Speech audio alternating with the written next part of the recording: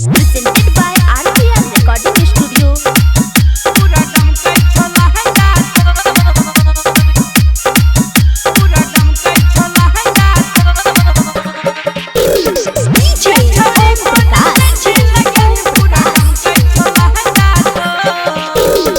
होट के लहली कान के बाली, होट के लहली गई कान के बाली, लागे छो बड़ा बेजोर।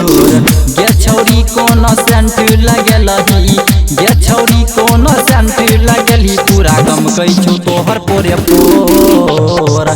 गे छौरी कोनो सेंट लगलही, पूरा गम कई छो लहंगा तोर।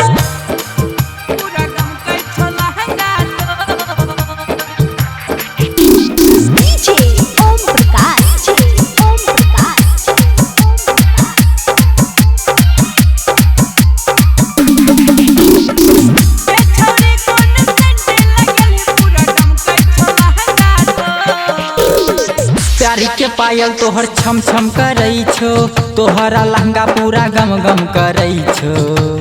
गई छोरी सुन आहे गई, प्यारी के पायल तोहर छम छम करई छो, तोहरा लहंगा पूरा गम गम करई छो। चढ़ल जवानी से छूटे छो पानी, चढ़ल जवानी से छूटे छो पानी, ढर के पिया दे न मोर। गे छौरी कोन सेंट लगलही, गे छौरी कोन सेंट लगलही, पूरा गम कई छो तोहर पोरे पोर। गे छौरी कोन सेंट लगलही, पूरा गम कई छो लहंगा तोर।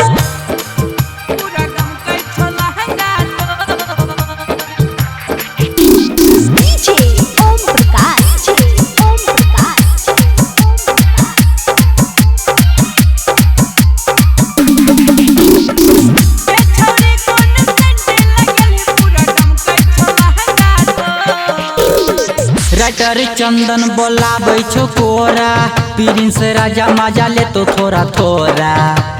गई छौरी सुन आहे गई, राइटर चंदन बोलाबै छो कोरा, प्रिंस राजा मजा ले तो थोड़ा थोड़ा।